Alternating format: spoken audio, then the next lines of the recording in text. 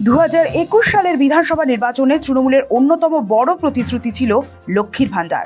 সেই প্রতিশ্রুতি রক্ষা করে ওই বছরের সেপ্টেম্বর থেকেই প্রকল্পটি চালু করে রাজ্য। তারপর 5 বছরে এই প্রকল্পের মাধ্যমে রাজ্যের মহিলাদের হাতে পৌঁছেছে প্রায় 74,000 কোটি টাকা।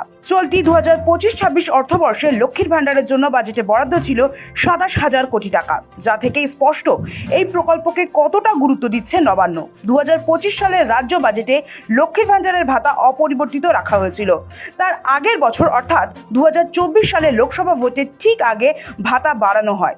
তখন ফেব্রুয়ারির বাজেটে ঘোষণা হয়েছিল ভাতা 500 টাকা থেকে বাড়িয়ে 1000 টাকা করা হবে। এপ্রিল থেকেই তা কার্যকর হয় এবং ভোট চলাকালীনই সেই বাড়তি টাকা মহিলাদের ব্যাংক অ্যাকাউন্টে ঢুকতে শুরু করে। নিঃসন্দেহে বলা যায় লোকসভা ভোটে গ্রাম বাংলায় তৃণমূলের ভালো ফলের নেপথ্যে লক্ষ্মীর ভাণ্ডারের বড় ভূমিকা ছিল। এবার সামনে 26-এর বিধানসভা ভোট, ঠিক তার আগে শেষ রাজ্য বাজেটে রাজ্যের অন্যতম জনপ্রিয় সামাজিক প্রকল্প লক্ষ্মীর ভাণ্ডারে ভাতার অঙ্ক বাড়িয়েছে মমতা বন্দ্যোপাধ্যায়ের সরকার, আর তাতেই আরও সরগরম রাজ্য রাজনীতি। বিধানসভা নির্বাচনের রণভেরি বাজার আগেই রাজ্যের শাসক ও বিরোধী দলগুলির মধ্যে শুরু হয়েছে ভাণ্ডার দখলের লড়াই। রাজ্য বাজেটের সময় এই ভাতারই বিরোধিতা করেছিলেন রাজ্যের বিরোধী দলগুলি। 60 লক্ষের বেশি পরিযায়ী শ্রমিক মেধাযুক্ত শিক্ষিত ভাই বোনেদের সঙ্গে একটা মকারি, বঞ্চনা এবং তাদের এই সরকার মুখ্যমন্ত্রীর নেতৃত্বে কার্যত বৃদ্ধাঙ্গুষ্ঠ আজকে দেখিয়ে বললেন আমরা চাকরি দিতে পারবো না, চাকরি ভাই বোনেরা চাইতে এসো না। আজকে এই বাজেটের ভোটার অ্যাকাউন্টে অফিনের শেষ পেরেক তুললেন চন্দ্রিমা ভট্টাচার্য মুখ্যমন্ত্রী মমতা ব্যানার্জির নির্দেশে। তাই 2,15,00,000 বাংলার শিক্ষিত মেধাযুক্ত বেকার যুবককে বলবো ঐক্যবদ্ধ হন। কারণ নেই যে দায়হীন ভাবে কিছু কথা হয়তো উনি বলে দিলেন শুধু ভোটের জন্য, ব্যবস্থা করার জন্য, ভোট পাওয়ার জন্য। টাকাটা আসবে কোথা থেকে? রাজস্ব খাতে আমাদের কি ম্যানুফ্যাকচারিং অথবা অন্যান্য কিছু এরকম বেড়েছে না? বাড়েনি। একমাত্র তো উপায় ওই মদ, খুশি মতন মদ খাও, সরকারকে টাকা দাও, আর তৃণমূলের ভান্ডারে টাকা দাও, আর বিদ্যুতের নানান রকম ভাবে মাসুল বাড়িয়ে দাও। এছাড়া বাকি তো লোন। লক্ষ্মীর ভান্ডারের পয়সা না বাড়ালে মমতা ব্যানার্জির ভোট হবে না। তাই নির্বাচনের আগে আরেক রাউন্ড ভোট খরিদ করার খেলায় নেমে গেছেন তৃণমূল পার্টি। এই বাজেটে কি কোনো নির্দিষ্ট দিশা আপনারা দেখতে পেয়েছেন? 500, 1000, 1500 এই ভাতাতেই সীমাবদ্ধ করে রাখা হবে। পশ্চিমবাংলার বেকার যুবক-যুবতীরা কর্মসংস্থান তৈরি হবে, ইন্ডাস্ট্রি তৈরি হবে। শিক্ষা ব্যবস্থা যেভাবে ক্রমশ ধ্বংসের দিকে ধাবিত হচ্ছে, সেটাকে রুখে অত্যাধুনিক মানে সরকারি শিক্ষা ব্যবস্থা হবে, তার কোনো দিশা দেওয়া হবে। তবে বিধানসভা নির্বাচন যতই এগিয়ে আসছে ততই এই ভাতা নিয়ে দ্বিধা বিভক্ত হয়ে পড়েছেন বিরোধীরা। কোথাও বিজেপি বলছে 3,000 টাকার প্রতিশ্রুতি, আবার কোথাও স্লোগান উঠছে ভাতা নয় চাকরি চাই। এদিকে লক্ষ্মীর ভাণ্ডারের থেকে বেশি দেওয়ার বার্তা সিপিএমের, ভাতা দফায় দফায় বড় বার্তা বিরোধীদের। মে মাসের ক্যাবিনেটে আমরা আপনাদেরকে 1 জুনের আগে 3,000 টাকা করে আপনাদেরকে ঢুকাবো। এটা মিনিমাম আমরা বললাম 3,000 টাকা করে আমরা দেব। এটা আমাদের সংকল্পপত্র কমিটি সামগ্রিক বিষয় থেকে বাড়াতে পারি, কমবে না। আমি দায়িত্ব নিয়ে আপনাদের বলছি। আমরা চেয়েছিলাম 2,500 টাকা করে, কারণ ঝাড়খণ্ড সরকার কংগ্রেস পরিচালিত, তারা দেয় 2,500 টাকা। তেলেঙ্গানা কংগ্রেস পরিচালিত সরকার, তারা মহিলাদের দেয় 3,000 টাকা। কর্ণাটক কংগ্রেস পরিচালিত সরকার, তারা দেয় 3,000 টাকা। এক গৃহ নির্মাণে তেলেঙ্গানা দেয় প্রায় 4 লক্ষ টাকা, কর্ণাটকও দেয় 4.5 লক্ষ টাকার উপর। সেখানে পশ্চিমবঙ্গ সরকার 1.5 লক্ষ টাকা, 1 লক্ষ টাকা দেয়। বামপন্থীরা আসলে আমরা এর থেকে অনেক বেশি দিতে পারবো, কারণ দুর্নীতিটা বন্ধ করতে পারবো। বিরোধীদের এই দ্বিমুখী বার্তায় গোলক ধাঁধায় পড়ে আমজনতা এখন ধন্দে। বর্তমানে বাংলায় ভোটারের সংখ্যা 7.5 কোটি, তার মধ্যে প্রায় 30% লক্ষ্মীর ভাণ্ডারের উপভোক্তা। অর্থাৎ রাজ্যের মোট ভোটারের এক বিরাট অংশ সরাসরি এই প্রকল্পের সঙ্গে যুক্ত। সেই হিসেব মাথায় রেখেই ভোটের মুখে ভাতা নিয়ে কাটাছেঁড়া চলছে। তবে বিরোধীদের এই মন্তব্যের বৈপরীত্য কি কেবল রণকৌশল নাকি আদর্শগত বিভ্রান্তি? প্রশ্নটা উঠছেই। আসলে বিজেপির যুক্তি হলো বর্তমান সরকার দিনে মাত্র 50 টাকা অর্থাৎ মাসে 1,500 টাকা দিচ্ছে, যা প্রয়োজনের তুলনায় খুবই কম। তাই তারা দিনে 100 টাকা করে মাসে 3,000 টাকা দেওয়ার কথা বলেছেন। কিন্তু সেই সঙ্গেই তাদের দাবি, ভাতাকে চিরস্থায়ী ব্যবস্থা হিসেবে না দেখে সাময়িক মলম হিসেবে দেখা উচিত। বিজেপির আসল লক্ষ্য নাকি মানুষকে আত্মনির্ভর করা, যাতে তারা ব্যবসা বাণিজ্য করে মাথায় উঁচু করে দাঁড়াতে পারেন। দেখুন, আমরা অন্নপূর্ণা ভান্ডার দেব এবং যেটা বলেছি আমরা সেটাই দেব। আমরা সংকল্পপত্রে সেটা বিশেষভাবে ডিটেলসে উল্লেখ করব।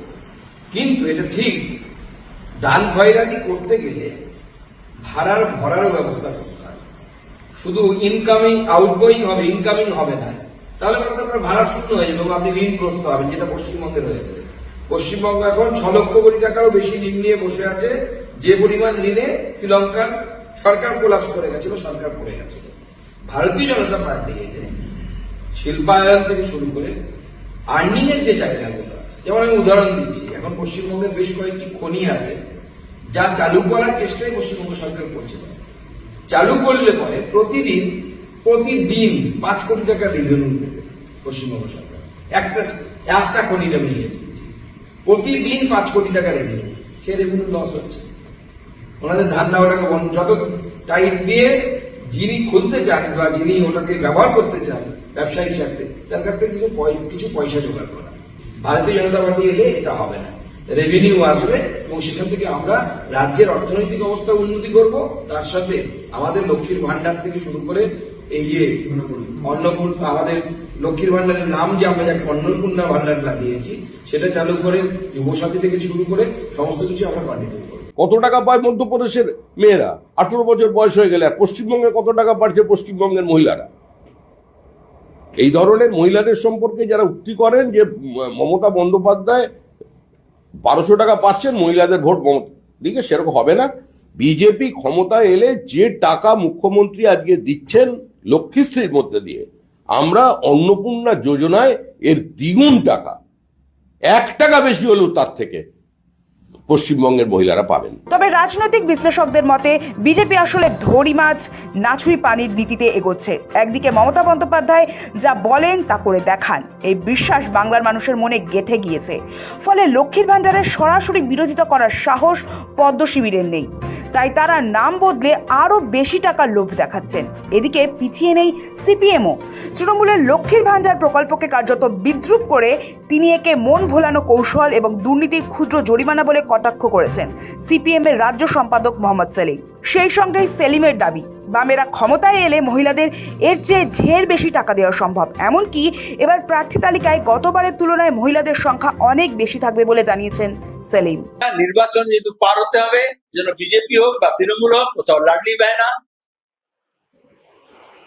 আর অন্যান্য জায়গায় আরো নানা রকমের নাম, আমি ব্র্যান্ড নেম গুলো প্রমোট করতে চাইছি না, যেটা পারে করে দিয়ে আসলে হচ্ছে এটাকে বলে মন ভুলানো, কিন্তু এটা অধিকার না। আমরা এগুলো চাই অধিকার হিসেবে প্রতিষ্ঠিত হোক। লুট করেছে ভান্ডার আর দিচ্ছে তার থেকে একটা স্মল ফাইন। বামপন্থীরা আসলে আমরা এর থেকে অনেক বেশি দিতে পারবো, কারণ দুর্নীতিটা বন্ধ করতে পারবো। লক্ষ্মীর ভান্ডারের প্রবল জনপ্রিয়তাকে সরাসরি অস্বীকার না করে তার চেয়ে বেশি দেওয়ার প্রতিশ্রুতি দিয়ে আসলে তৃণমূলের ভোট ব্যাংকেই থাবা বসাতে চাইছে বিরোধীরা। তৃণমূলের দাবি, বিজেপি ভিন রাজ্যে ক্ষমতায় আসার জন্য বাংলার মডেলকে টুকলি করে ভুল বুঝিয়ে ভোট পায়, আর জয়ের পর সব প্রতিশ্রুতি ডাস্টবিনে চলে যায়। মুখ্যমন্ত্রী মমতা বন্দ্যোপাধ্যায় যা প্রতিশ্রুতি দেন তা পালনে তিনি অবিচল। এই সত্যটা এখন খোদ বিরোধী শিবিরের নেতাকর্মীরাও আড়ালে স্বীকার করেছেন। দিশাহীন, ভয় পেয়ে গেছে বিরোধীরা। এই বাজেটে মানুষ এতভাবে উপকৃত যে বিরোধীদের সামান্য কিছু, যারা বিরোধীদের ভোট দিতেন তারাও তৃণমূল কংগ্রেস প্রার্থীদেরই ভোট দেবেন, কারণ এই বাজেটটা ভোটের ঊর্ধ্বে। এই বাজেটটা জীবনের পাশে দাঁড়াবার বাজেট। ফলে বিরোধীরা ছত্রভঙ্গ, দিশাহীন, মানসিক অবসাদগ্রস্ত ভেবে পাচ্ছে না, কি বলবে? ভোটমুখী বাংলায় ভাতার অঙ্ক বাড়িয়ে কি বাংলার নারীর হৃদয়ে জায়গা করে নিতে পারবে বিরোধীরা, নাকি ভাতা বনাম চাকরির এই দ্বিমুখী প্রচার তাদের বিশ্বাসযোগ্যতাকেই প্রশ্নের মুখে দাঁড় করাবে? উত্তর মিলবে ভোটের বাক্স খুললেই। তবে আপাতত ভাতাজীবী তকমা দিয়ে আবার ভাতারি অঙ্ক বাড়ানোর এই অদ্ভুত রাজনীতি বাংলার ভোটারদের কাছে এক বিরাট ধাঁধা হয়ে রইল। ব্যুরো রিপোর্ট, সময়, কলকাতা।